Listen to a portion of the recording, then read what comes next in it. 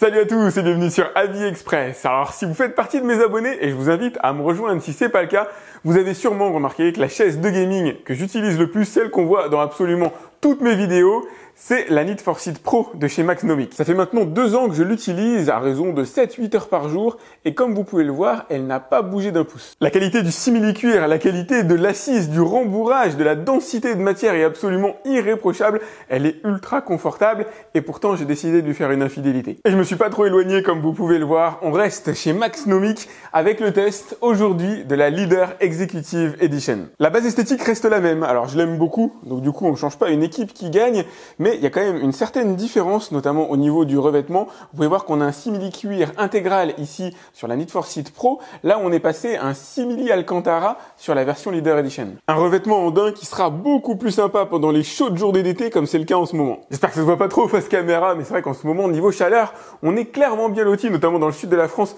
Deuxième chose que j'adore sur cette chaise, là, c'est vraiment pour me faire plaisir. J'ai fait broder AviExpress sur le dossier de la chaise et vous allez pouvoir en faire autant. Via le site de la marque, vous avez à votre disposition un espace de 11 caractères pour faire inscrire ce que vous voulez. C'est une petite fantaisie qui coûte pas si cher que ça coûte moins de 20 €. Mais cela dit, avoir écrit Need for Speed, c'était très bien aussi, d'autant que leur logo est plutôt joli. Ce que j'apprécie tout particulièrement dans le test que je suis en train de vous faire, c'est que j'ai des années de recul sur l'utilisation de la version Pro et je sais que les matériaux et les assemblages sont bons. Regardez, on va même se faire un petit comparatif entre les deux versions de la chaise. Là, vous avez la version Leader Edition, donc c'est la version toute neuve avec son double système de surpiqûre. Alors je préfère les coutures gris clair comme on peut les avoir ici sur simili-cuir noir. Et voilà la version Pro avec ses doubles surpiqûres orange et l'utilisation d'un petit peu d'Alcantara ici, en tout cas de simili Alcantara pour rehausser les renforts latéraux et vous pouvez le voir, elle n'a absolument pas bougé. Et c'est le cas absolument partout, même dans les zones soumises à plus forte tension, vous avez ici des coutures qui ont tenu le choc. L'assise qui est un petit peu plus souple sur la version Pro ne s'est absolument pas déformée comme vous pouvez le voir. Et il s'agit d'ailleurs d'une des différences entre ces deux versions de la chaise. Vous avez ici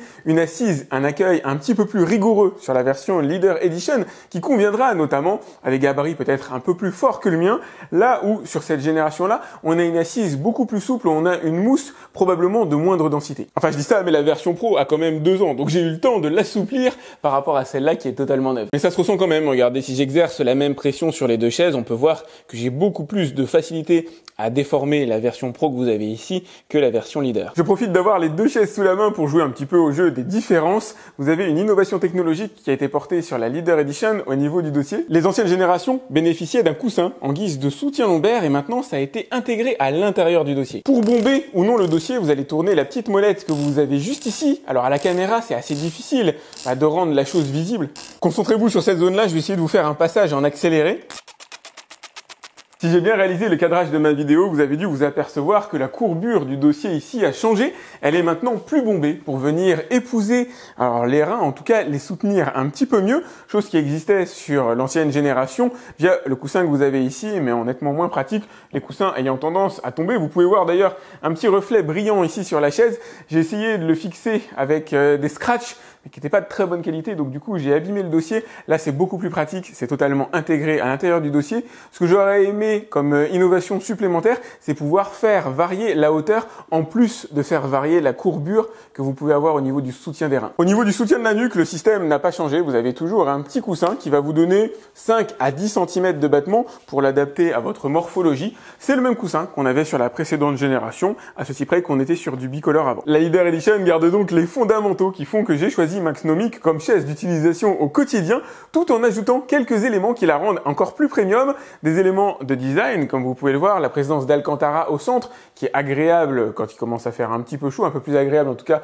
que du simili-cuir, un peu plus de densité au niveau de la mousse pour sa durée de vie, et puis pour accueillir des gabarits aussi différents du mien, et le nouveau système de soutien lombaire qui convient parfaitement à mon dos. Allez, trêve de comparaison entre les deux chaises, je vais vous montrer une des choses les plus importantes pour moi, l'adaptation à votre environnement de jeu ou de travail. Premier élément classique mais essentiel, le piston que vous allez trouver sous la chaise qui va vous permettre de rehausser l'assise de 10 cm. Élément à mettre en rapport avec le guide détail que vous allez trouver sur le site de chez Maxnomic que je vous invite à découvrir en passant par le lien que je vous ai mis directement dans la description de la vidéo. Leurs chaises sont en général disponibles en plusieurs tailles allant de S, M à L. En ce qui concerne la Leader Edition, elle pourra accueillir un gabarit allant de 1,73 m à 2 m en fonction de la taille que vous choisirez. Un peu comme quand on s'installe en voiture, l'objectif c'est de trouver déjà la bonne position. Première chose à faire, faire, c'est donc de régler la hauteur de l'assise, avoir les deux pieds qui touchent bien au sol. Ensuite, effectuer le réglage de l'accoudoir à coudoir 4D. Alors, on reviendra dessus dans une seconde. Premier réglage que vous allez faire, c'est vous assurer d'avoir ici le poignet bien aligné par rapport à votre table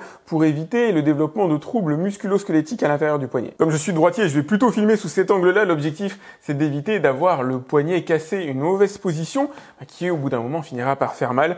Donc voilà, vous réglez tout simplement la hauteur de l'accoudoir ici et vous êtes bon. Autre fonction dont je n'ai découvert l'utilité que récemment, la possibilité de faire varier l'accoudoir en diagonale. Si votre bureau est parfaitement aligné avec votre chaise, c'est une fonctionnalité qui ne vous servira pas.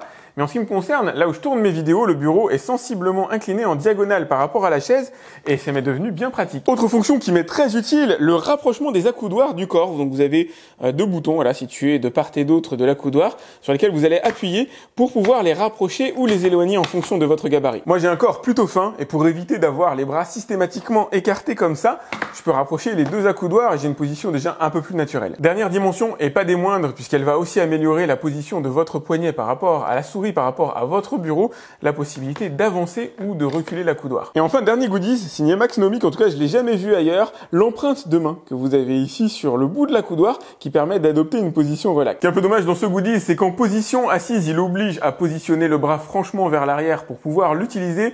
Par contre, si jamais vous vous inclinez, la position devient un petit peu plus naturelle. Concernant le confort des accoudoirs eux-mêmes, il est correct, plutôt rigide. J'ai déjà vu plus rigide, mais j'ai déjà vu plus souple aussi. Tout ça mis bout à bout donne une chaise absolument parfaite pour bosser, jouer aux jeux vidéo ou pourquoi pas vous détendre, même si c'est vrai que c'est assez rare que j'utilise ma chaise dans cette position-là. Quoique ça m'arrive quand même de l'utiliser. J'ai une télé dans mon bureau qui est positionnée sensiblement en hauteur, donc ça m'arrive d'incliner un petit peu la chaise.